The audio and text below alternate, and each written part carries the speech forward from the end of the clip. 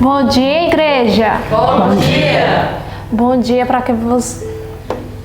Bom dia para você que está em casa. Que seu dia esteja muito maravilhoso na presença de Deus.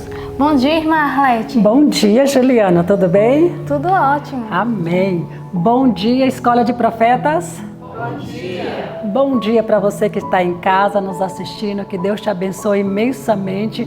Hoje é um dia muito especial, porque hoje chegou a salvação na sua casa. Que Deus te abençoe imensamente. Deus quer te fazer grandes bênçãos na sua vida. Hoje te pedimos também que você compartilhe esse vídeo para aquelas pessoas também que estão precisando de escutar essa mensagem nesse dia de hoje. Hoje estava lendo o ano bíblico dessa manhã e tem muito a ver comigo e com você. Nós somos chamados para ser representante do Deus do universo.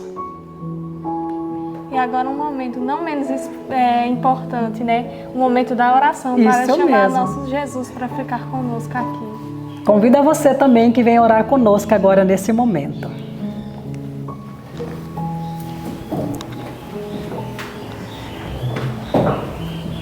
Querido Deus do universo, mais uma vez na tua santa presença, nesse dia maravilhoso que o Senhor está nos concedendo. Muito obrigado pelo privilégio, Senhor Deus, e por esse chamado que o Senhor tem chamado a cada um de nós para te servir e sermos felizes contigo. Te peço uma bênção, Senhor Deus, sobre aqui a escola de profetas, sobre os alunos, sobre os visitantes e também uma bênção especial também para nossos queridos irmãos que se encontram em casa, que nesse momento estão ouvindo também a Tua palavra. Que todos possam ser abençoados e que juntos, Senhor Deus, possamos estar no preparo da vida eterna que o Senhor tem para cada um de nós. Abençoa cada um, te peço em nome de Jesus. Amém. O hino 226. E agora, você que está em casa, junto com a gente aqui na igreja, vamos louvar o hino 226, É Manhã no Coração.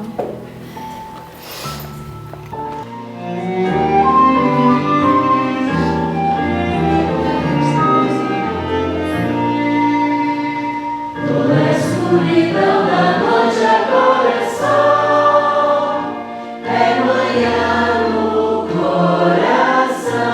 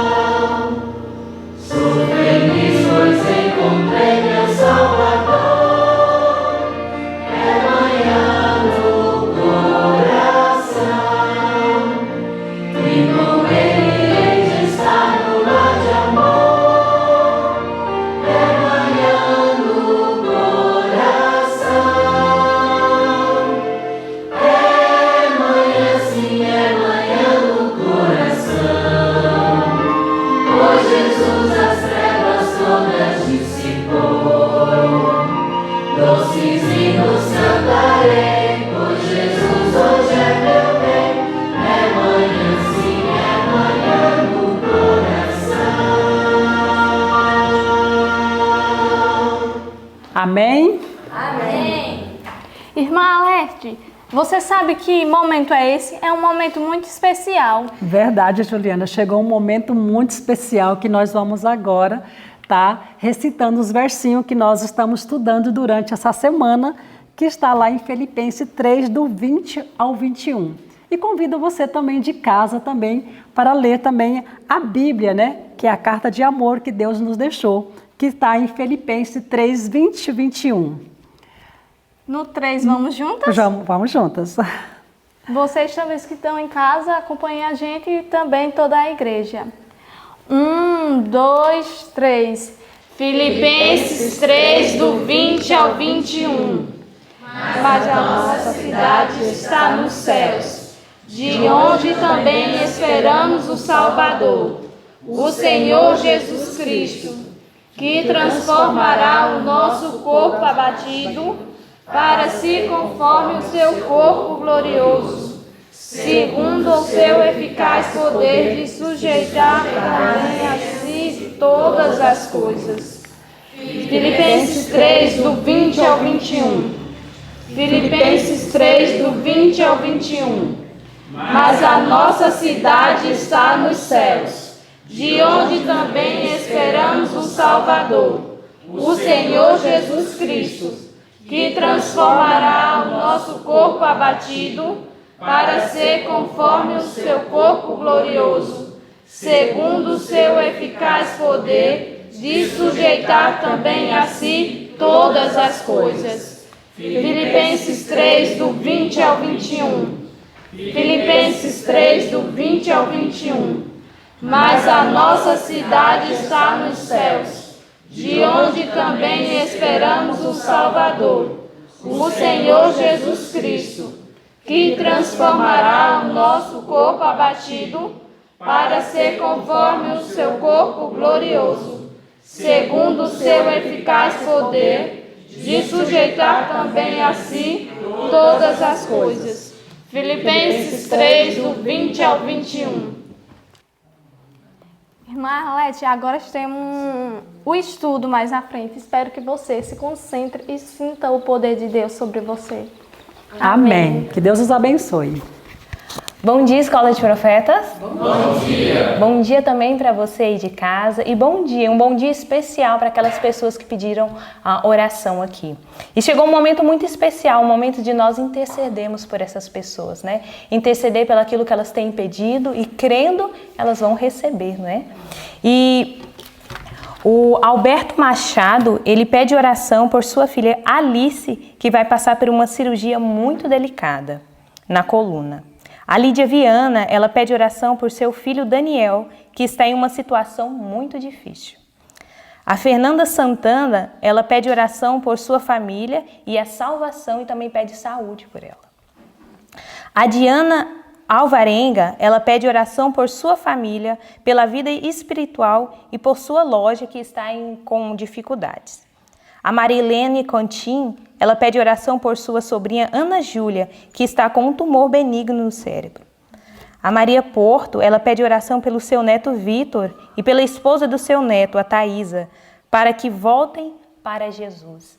Nós temos uma promessa no Senhor Jesus nos deu, que aquela obra que Ele começou, Ele mesmo aperfeiçoará. Então, mesmo que as pessoas estejam distantes, mesmo que as famílias estejam desestruturadas, o Senhor mesmo irá completar essa obra.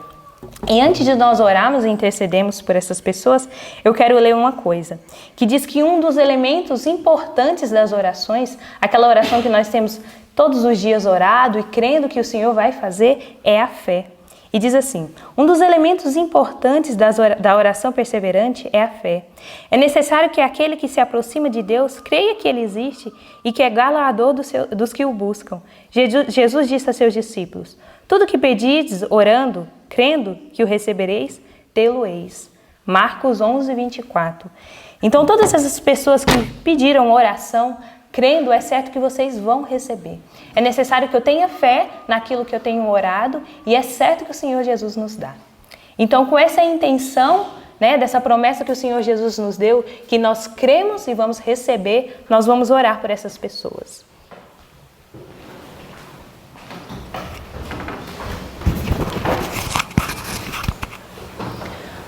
Oremos. Santo Deus e eterno Pai, nós estamos aqui, Senhor, de joelhos e de maneira muito especial, Pai, orando pelos aqueles seus filhos que pediram uma oração aqui, Pai. Muitos pediram oração por pessoas que estão enfermas, Senhor. Pediram oração pelas famílias que estão destituradas, ó Pai. Pediram também oração para que os filhos voltem para a sua casa, Pai, que estão distantes. Pediram oração pelas suas finanças, pelas suas lojas que estão passando por momentos difíceis, ó Pai.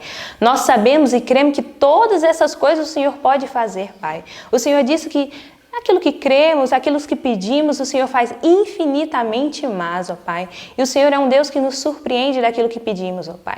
E se clamamos a Ti por cura, o Senhor tem cura. Se clamamos a Ti pelo um filho que está longe dos Seus caminhos, o Senhor traz ele de volta, Pai. E crendo nisso, nós colocamos os pedidos de orações dessas pessoas em Tuas mãos, ó Pai. Para que o Senhor faça o Teu melhor, ó Pai. E podemos ver os milagres do Senhor. Quantos milagres nós já acompanhamos aqui por famílias que foram restauradas, pessoas que voltaram para a Tua casa, Pai. E crendo nisso, nós colocamos essas pessoas em Tuas mãos, a família delas, Senhor. Colocamos a loja delas, os filhos delas em Tuas mãos, Pai. Para que o Senhor faça conforme a Tua vontade, Pai. E o Senhor disse que a Tua vontade ela era boa, perfeita e agradável, Pai. Que o Senhor possa alcançar o coração dessas pessoas que pediram, trazendo a paz, Senhor, e a confiança em Ti, Pai. Colocamos tudo em Tuas mãos, em nome de Jesus Cristo. Amém. Bom dia, amada igreja. Bom dia. Feliz sábado para você que está aí do outro lado. Bom dia para você. Que bom que no dia do Senhor nós estamos juntos para estudar a palavra de Deus. E eu vou dar bom dia também para essa minha amiga gigante aqui do meu lado. Bom dia, Carolzinha. Bom dia, prof. Você é mais alta do que o normal, viu? Não sou eu que sou baixa, minha gente. Ela está mais alta do que o normal. Essa é a verdade, né, não? É. E nós estudamos o que hoje? Fala pra gente quais foram as referências do nosso estudo, para o pessoal de casa também poder abrir a Bíblia, abrir o livro e acompanhar com a gente. Hoje nós estudamos o livro de Judas. Já iniciamos e finalizamos no mesmo dia, né? E estudamos também 2ª e 3ª João. E também estudamos o livro Atos dos Apóstolos, capítulo 54. Muito bem. Então vamos destacar algumas coisas aqui dessas cartas. Sim. A carta que João escreveu e Judas, né? Não é Judas Iscariotes, né? Sim. Muito bem. Então o que você quer destacar aqui das cartas de João? 2ª e 3ª. Foram cartas bem pequenininhas, né? Sim. Mas com assuntos muito importantes. O que você gostaria de destacar? A primeira carta a João, achei interessante que ele fez essa carta para uma senhora, né? Falando para ela algumas coisas. E eu achei interessante também, já o último versinho, no versículo 12, que ele fala aqui que ele tem muitas coisas a dizer ainda para ela, só que ele prefere contar para ela quando estiver pessoalmente, para poder falar essas coisas. Achei bem interessante esse cuidado que ele tinha de querer falar pessoalmente com as pessoas. Muito bem. Interessante porque aqui João vai falar de novo sobre o quê? Sobre o amor. Né? João, discípulo amado, falando sobre amor. E ele vai falar sobre o amor novamente, mas ele também vai dar uma orientação muito importante, que serve para nós também nos dias de hoje. Essa orientação está aí no verso 7 da 2ª epístola de João. Olha só o que ele diz aqui, ó. Primeiro ele fala sobre o amor, depois ele vem falando sobre os falsos mestres, né? E ele fala no verso 7, porque já muitos enganadores entraram no mundo, os quais não confessam que Jesus Cristo veio em carne. Esse tal é o enganador e o anticristo. Olha só o que João está falando aqui para essa senhora eleita, né? Sim. Ele dizendo, olha, cuidado, tem muitos falsos mestres por aí espalhando doutrinas que não provêm de Deus. E uma dessas falsas doutrinas é justamente que essas pessoas não confessam a encarnação de Cristo. Não creem na divindade de Jesus e que ele encarnou. Ele diz, olha, esse aí é um enganador e é o anticristo. E aí ele dá uma orientação tanto interessante, que está aqui no versinho 9, que ele diz como é que deveria ser tratado esses falsos enganadores. Todo aquele que prevarica e não persevera na doutrina de Cristo não tem a Deus. Quem persevera na doutrina de Cristo, esse tem tanto o Pai como o Filho. Se alguém vier ter convosco e não traz esta doutrina, não o recebais em casa, nem tampouco o saudeis, porque quem o saúda tem parte nas suas más obras. Olha que orientação interessante. Ele diz, olha, essas pessoas que pregam esse tipo de doutrina, que não é uma doutrina cristã, que não permanece em Deus, você não deve nem receber essas pessoas, nem saudar, para que as pessoas vendo não tornem você como cúmplice daquilo que elas ensinam. Não os recebam em casa, porque o que um falso enganador pode trazer de benefício para alguém? Se ele vem só para enganar, só para destruir as verdades de Deus, ele fala, não, nem receba, não tenha nenhuma aproximação, para que não gere a impressão de que você também você está ligado a ele nesse tipo de pensamento. Exato. E aqui na terceira epístola de João, João vem trabalhando também ideias semelhantes. Porque foi o que aconteceu na época cristã. Se você pegar aqui o livro, ó, no capítulo 54, bem já lá no final, na página 553, com um parágrafo que começa assim, ó. Enquanto os anos passavam e o número dos crentes aumentava. Acha aí no seu livro? Achou? Pronto. Aqui vai explicar que a igreja estava enfrentando vários perigos. E diz aqui que os enganos satânicos existiam por toda parte, por meio de adulteração e falsificação. Os emissários de Satanás buscavam suscitar oposição às doutrinas de Cristo. E como consequência disso, dissensões, heresias, estavam pondo a igreja em perigo. Alguns que professavam a Cristo pretendiam que seu amor os havia libertado da obediência à lei de Deus. Por outro lado, muitos ensinavam que era necessário observar as cerimônias e os costumes judaicos, que a mera observância da lei sem fé no sangue de Cristo era o suficiente para a salvação. Outros sustentavam que Cristo fora um homem bom, mas negavam a sua divindade, que é o que nós estamos lendo aqui na segunda carta de João.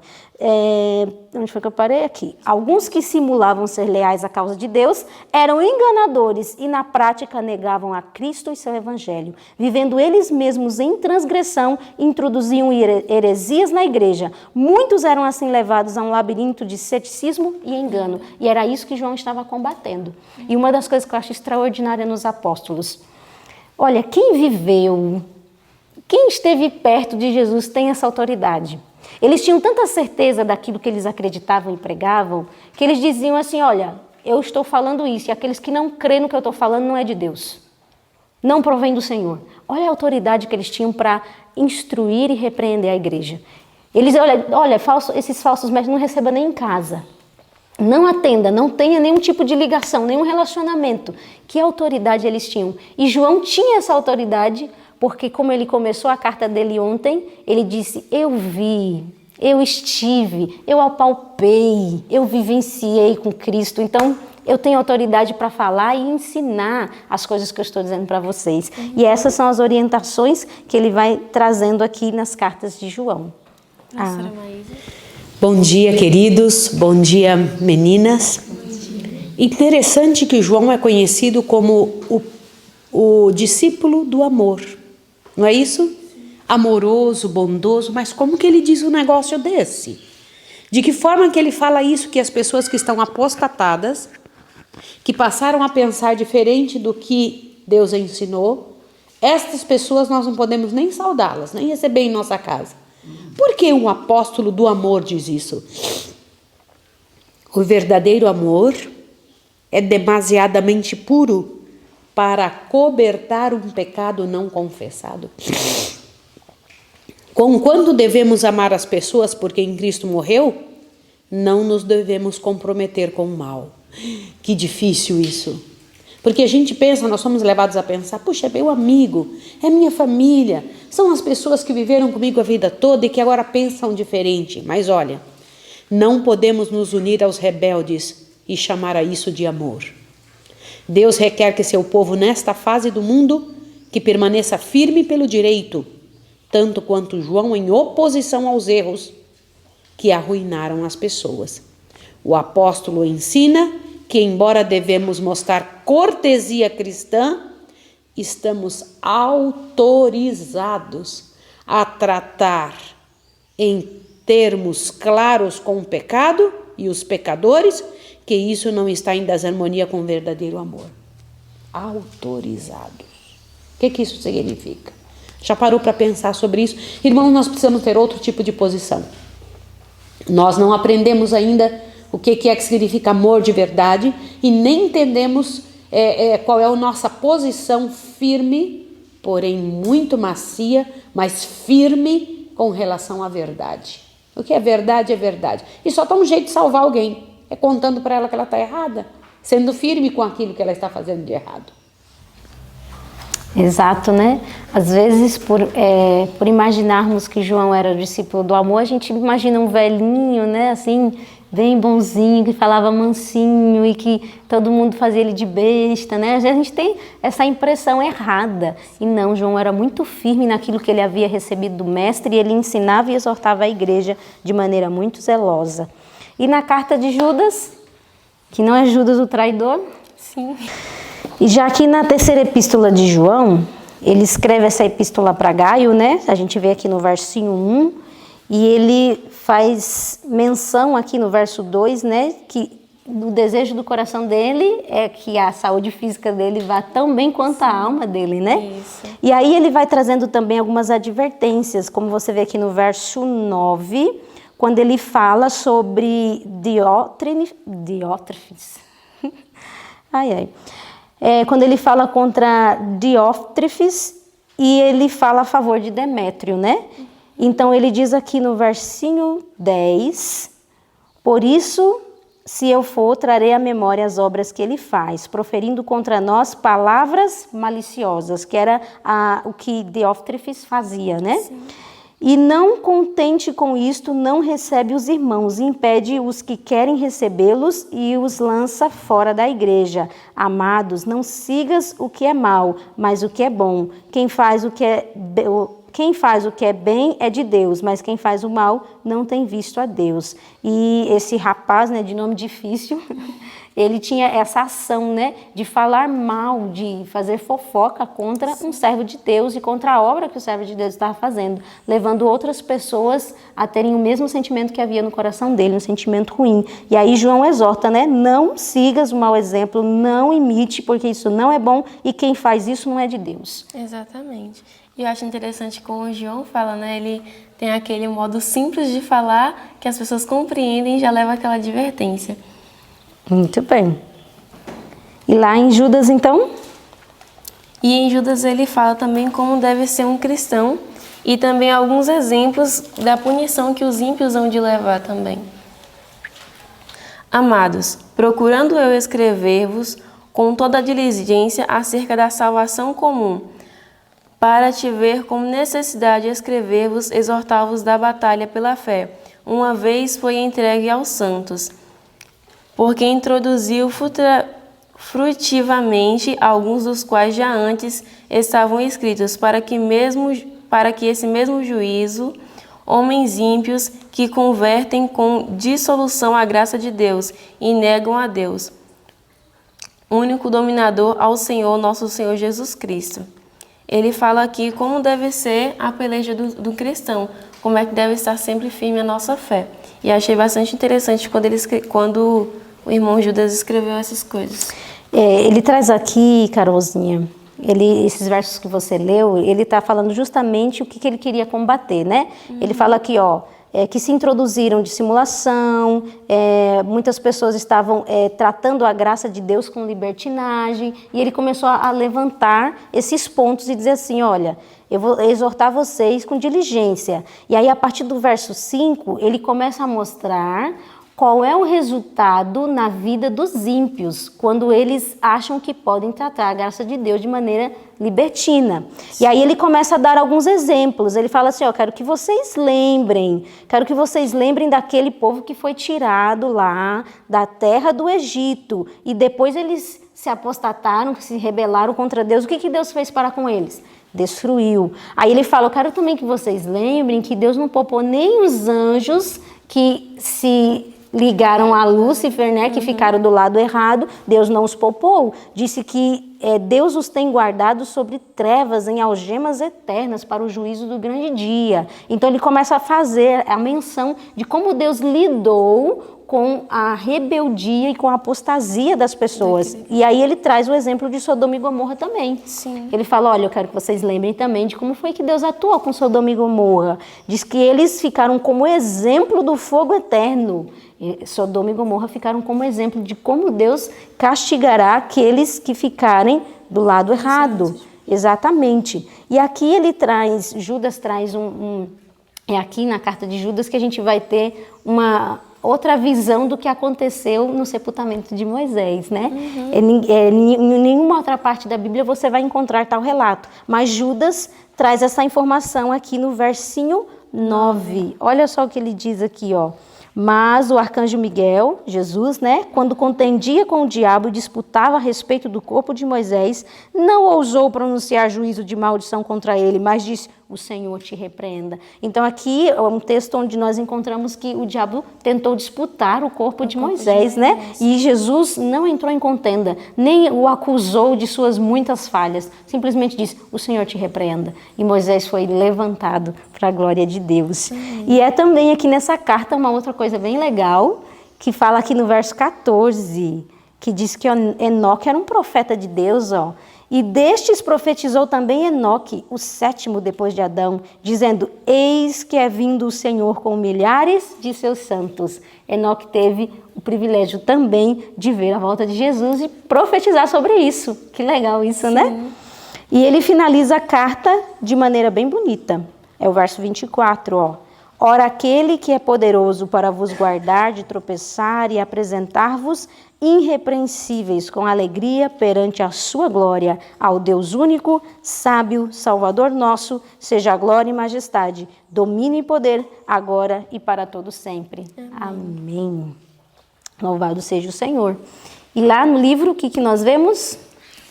No livro nós vemos aqui João falando mais uma vez sobre o amor.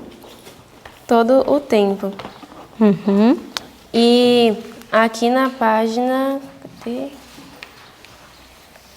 Antes de você ir para a página 500 e tanto, pronto, vamos pegar aqui do início para a gente contextualizar com o pessoal de casa.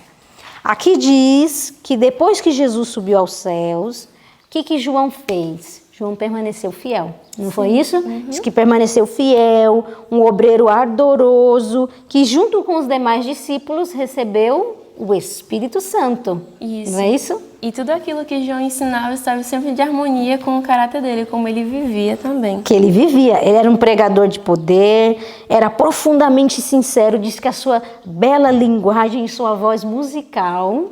Existe também, a gente leu isso no Desejar de Todas as Nações, né? Que a voz de Cristo também era assim. E diz que ele falava e ensinava, impressionava o coração das pessoas com palavras tão simples. E uma das coisas que eu achei linda, diz que ele tinha acesso a todas as classes. Que legal isso, né? Sim. Que influência que João tinha para a igreja de Cristo naquela época. E ele recebeu, juntamente com todos os demais, o Espírito Santo. Foi habilitado com poder para ensinar e exortar a igreja. E aí, a Duda agora vai comentar algo sobre isso, não é, Duda? Bom dia, tia Joana, bom dia, Carol, bom dia para você que está em casa também. Quando eu estava lendo esse capítulo, eu fiquei muito impressionada, porque nós sabemos que João é o discípulo amado, ele que mostra tanta simpatia pelas pessoas, chamava até os crentes de meus filhinhos. Mas eu achei uma coisa muito bonita que não foi só em João que aconteceu. Na descida do Espírito Santo, no dia do Pentecostes, os discípulos ficaram mais prontos para pregar. E eu achei bonito porque às vezes as pessoas pensam, Jesus saiu e os discípulos não iam mais fazer a sua obra. Mas eles pregaram com mais fervor ainda quando Jesus subiu ao céu. Porque agora eles queriam pregar sobre o amor, queriam falar sobre Jesus, queriam falar sobre esse Deus vivo que eles acreditavam. E a única missão que eles queriam fazer, a única coisa que eles tinham em mente, eles não se importavam com a vida deles, eles não se importavam de como eles iam viver, como eles iam se vestir, como eles iam comer. A única coisa que eles queriam era a salvação. dos perdidos. Eles se rejubilavam com isso e eles queriam uma comunhão maior com o Espírito Santo, e o maior desejo para eles e o que eles tinham mais em mente era pregar o tempo todo. E nós vemos isso na vida de Paulo. Paulo, nós acabamos de estudar sobre ele e ele falou: eu não tenho por certo a minha vida, eu não tenho minha vida por preciosa, porque eu quero cumprir a missão de Cristo. Ele renunciou tudo e os demais discípulos também.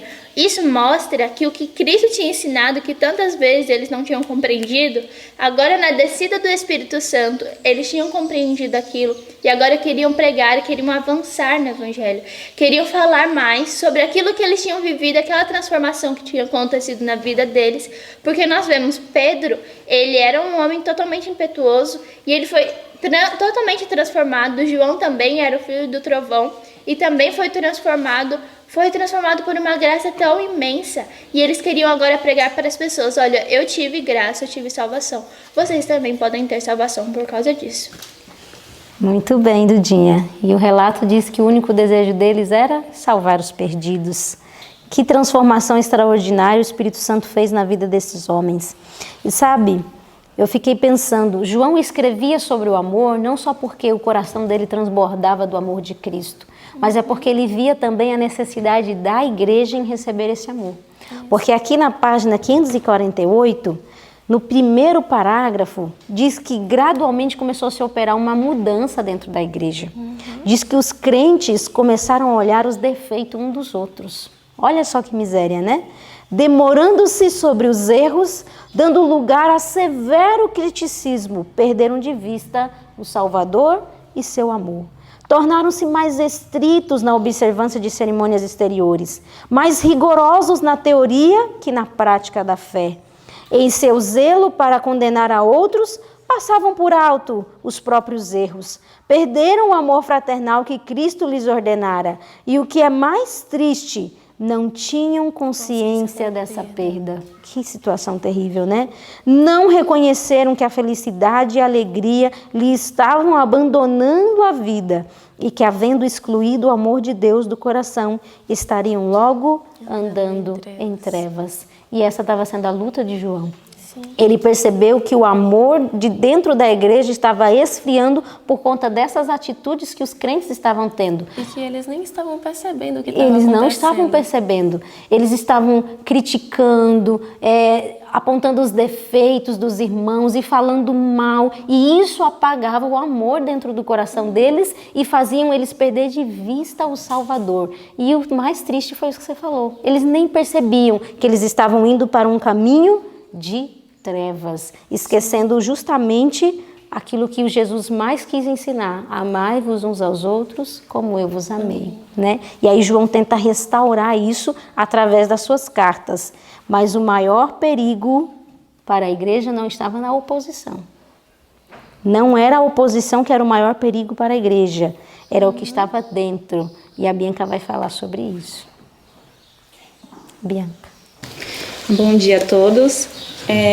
Falando nessa parte, né, sobre o que causava, né, esse esfriamento do amor dentro da igreja, né? Muitas vezes a gente acha que as coisas de fora, quando nós estudamos a Bíblia, né, eu falo por mim, que às vezes quando eu estou lendo, eu acho que as repreensões sempre é para os de fora, mas a gente vê que sempre é com nós que conhecemos, né, a palavra. E aí no parágrafo que vai começar assim: não é a oposição do mundo, no meu livro se encontra na página 307. Não é a oposição do mundo que mais ameaça a Igreja de Cristo. É o mal abrigado no coração dos crentes que acarreta suas mais graves derrotas. Que forte, né? Nós abrigamos muitos pensamentos maus, de fato. Quantas vezes nós, entre irmãos, aqui nos desentendemos. E aqui vai falando, né, que a maneira de debilitar a nossa espiritualidade é acariciar inveja, suspeita, crítica, desconfianças, né? E se nós queremos dar um testemunho do amor de Jesus por nós, de que a graça de Cristo nos alcançou, é através da nossa união, né, das nossas ações. E eu achei interessante a parte que vai falar assim sobre nós temos harmonia e união entre variados temperamentos, né? Nós costumamos dizer aqui que cada um tem um temperamento. E aí eu tava pensando nisso, né? Porque nós convivemos com pessoas diferentes todo momento. Eu tenho um temperamento, minhas colegas de quarto têm outros temperamentos, mas nós precisamos ter amor entre nós, para que isso não seja, eu não me entendo com você por conta do seu temperamento. Não, mas é porque eu acaricio pensamentos e sentimentos ruins dentro de mim. Então o problema nunca é o outro, sou eu. Então, quando o amor de Cristo, ele realmente estiver dentro do nosso coração, que a graça de Jesus estiver realmente alcançada a minha vida, a sua vida, nós vamos saber viver em união, independente do temperamento do outro ou não. Né? E aqui fala assim, é privilégio dos seguidores de Cristo dar este testemunho, mas para isso fazer, precisam colocar-se sob o comando de Cristo. O caráter deles precisa conformar-se ao seu caráter e a vontade deles à sua vontade. Então, se eu quiser vencer, eu preciso me colocar sob o comando de Cristo. O que ele quer que eu faça? Né? Que eu ame meu próximo, que eu trate ele como eu gostaria de ser tratado. Então, o segredo está no amor ao próximo. Bianca, que duro isso que você acabou de ler, né? Muito duro. Em sequência disso que você está lendo, a senhora White vai dizer assim, que o amor fraternal está tristemente faltando na igreja. Quantos professam amar o Salvador, mas não amam uns aos outros? E ela diz que o diabo é pronto para nos acusar. É pronto, na página 550, lá no finalzinho do primeiro parágrafo, vai dizer que não permitam os cristãos ao inimigo apontá-los e dizer: vejam como esse povo, permanecendo sob a bandeira de Cristo, odeiam uns aos outros. Os cristãos são todos membros de uma família, filhos todos do mesmo Pai Celestial, com a mesma bendita esperança da imortalidade. Muito íntimo e eterno deve ser o laço que os une. O diabo aponta, né? Veja, olha isso, falam que são cristãos, mas veja como são desunidos. Veja como não há união, e somente Cristo pode fazer realmente essa união entre diversos caracteres, diferentes temperamentos. Isso só pode vir do Espírito Santo, é a maior prova de que o Espírito Santo está em nós, quando há unidade, né? Quando há essa harmonia. E quando... Sim, você quer falar? Fala, amada. E também tem a questão de que as pessoas que também não estão dentro da igreja, elas estão sempre nos observando. Sim. E sempre que elas olham pra gente, elas precisam ver Cristo em nós. Se elas não conseguirem ver Cristo em nós, elas vão dizer, não quero ser cristã não, porque para viver desse jeito eu já vivo aqui fora dessa maneira. E aqui, antes do que a senhora leu, logo em cima vem dizendo que os incrédulos estão sempre nos observando também o modo que nós professamos a nossa fé e como nós vivemos. Será que estamos vivendo aquilo que nós professamos? Será que somos um João da vida? E olha que interessante, Carol, porque o diabo está pronto para nos acusar. Os que não são crentes estão nos observando, mas o céu também nos observa. Sim. E essa deve ser a nossa maior preocupação. O que o céu tem pensado de nós? E aqui, no parágrafo final da página 550, diz que os que nunca experimentaram o amor terno e cativante de Cristo não pode guiar a outros. Como é que vai guiar um caminho que nunca traçou? Não é isso? O amor terno e cativante de Cristo... eu já li essa parte. Não pode guiar a outros. A fonte da vida. Seu amor no coração é um poder que constrange e que leva os homens a revelarem-no na conversação, no espírito misericordioso e terno, no reerguimento da vida daqueles com quem se associam. Veja só, ele auxilia as outras pessoas a se reerguer. Para ter êxitos em seus esforços, devem os obreiros cristãos conhecer a Cristo e para conhecê-lo precisam conhecer seu amor. Agora isso aqui eu grifei e eu achei extraordinário. No céu, sua aptidão como obreiro é medida por sua habilidade em amar como Cristo amou e trabalhar como Cristo trabalhou. Como é que o céu nos mede? Não é se falamos bem, se damos bastante estudo bíblico, não é se cantamos bem, se vamos para a igreja todos os sábados, se estamos lá fielmente desenvolvendo os nossos dízimos. Tudo isso é importante, mas o céu nos mede pela nossa habilidade de aprender a amar aquele que a gente olha e fala assim, esse aí não dá para amar, mas o céu nos ensina a amar. Que coisa extraordinária que o livro e esse estudo veio nos trazendo. E o próximo parágrafo, para me fechar aqui com chave de ouro, o próximo parágrafo veio para dar uma facada no coração, né? Olha aqui, ó, não amemos de palavra. Quem escreveu isso? João, né? Não amemos de palavra nem de língua, mas por obra e em verdade, escreveu o apóstolo. Atinge-se a plenitude do caráter de Cristo quando o impulso para auxiliar e abençoar a outros brota constantemente do íntimo. Epa, quando é que a gente atinge a plenitude do caráter de Cristo? Quando brota natural do nosso coração o desejo de ajudar, de amar, de amparar, brota constantemente do íntimo. É a atmosfera desse amor circuncidando o próprio crente que o torna um cheiro de vida para a vida e permite que Deus lhe abençoe o serviço. Pensa nisso, que coisa extraordinária que nós acabamos de ler e nós precisamos pedir isso do Espírito Santo de Deus, porque não é natural de nós. Isso não brota naturalmente do nosso coração. O que tem dentro do nosso coração? Aquilo que a gente leu, o que estava acontecendo com os crentes? Inveja, suspeita, crítica. É isso que tem dentro do nosso coração. E que devem ser retirados, né? Devem ser retirados. E isso só vai ser possível se nós conhecermos a Deus e conhecermos de seu amor. Sim. E nesse momento, então, a professora Maísa. Joana e Carolzinha, que texto importante que vocês leram. Que texto especial que vocês acabaram de ler. Se nós tivéssemos que resumir todo o capítulo, que tem o título Uma Fiel Testemunha, não é só João. É todos os outros que agirem desta maneira como foi ensinado a João, que João agia. E aqui é dito que nossa aptidão no céu é medida não por nossa capacidade de conseguir falar bem, de cantar bem, como você falou muito bem, que consegue lavar bem uma roupa, consegue cuidar bem das coisas, consertar alguma coisa. Não é isso. Nossa aptidão no céu é medida por nossa capacidade que temos e habilidade em amar como Cristo amou, trabalhar como Ele trabalhou, correr atrás do perdido. Essa é a principal razão pela qual alguém é chamado. E nesse texto que você acabou de dizer, que isso daqui é muito sério, atinge a plenitude do caráter de Cristo. Olha a plenitude, a altura do caráter de Cristo. Quem tem interesse pelas pessoas. Se não tiver interesse pelas pessoas, é que diz que não tem como abençoar o trabalho, o serviço dela. Então, digamos que a gente pegue uma pessoa que fala, olha, o meu negócio não é campo, não é pessoas, mas eu sei fazer esse trabalho aqui. Isso aqui é o que Deus está nos respondendo. Senhor Deus, eu não tenho como trabalhar dessa forma. Se não desenvolver o amor pelas pessoas, a luta por salvar, os outros trabalhos é como o Senhor Deus disse, é como o símbolo que retine. É como algo que não vai funcionar de jeito nenhum. Não tem como. E eu fiquei muito impressionada com essa parte aqui. Diz que a pessoa não consegue ser um cheiro de vida para a vida, se torna um opróbio. E Deus não tem... O que é opróbio? Uma vergonha, né? Uma pessoa que vai acabar tomando aquela posição de crítica, que foi o que disse aqui, né? De crítica, oposição, achar os erros nos outros, se preocupar com atitudes externas. Olha que incrível. Quem não estava preocupado em salvar os outros, pegava esse comportamento, o comportamento de ficar cheio de crítica. É ou não é o que acontece aqui? Sim ou não? É o que acontece, gente, não tem outra saída. E o Senhor Deus está nos dizendo.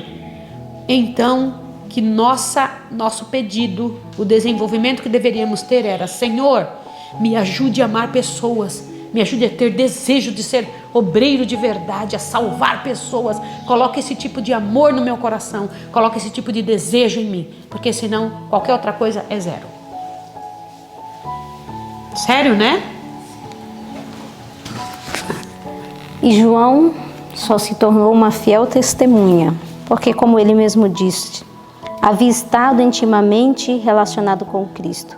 Tinha-lhe ouvido os ensinos, testemunhado seus poderosos milagres. E ele adquiriu o caráter de Cristo.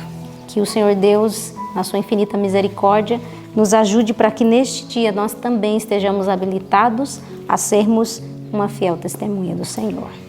Vamos ajoelhar e orar? Senhora? Salvação pelas obras nossas.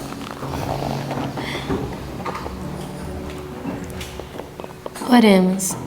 Senhor Deus, amado Pai, obrigada porque aqui compreendemos um pouquinho mais a fundo daquilo que o Senhor quer nos mostrar, que é o seu grandioso amor.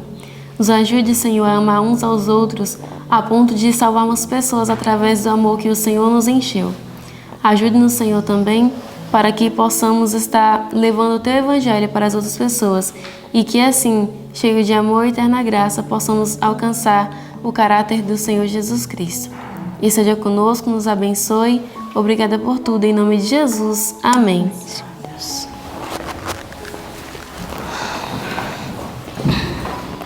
Você faz a despedida. Então, que Deus os abençoe e até amanhã. Tchau.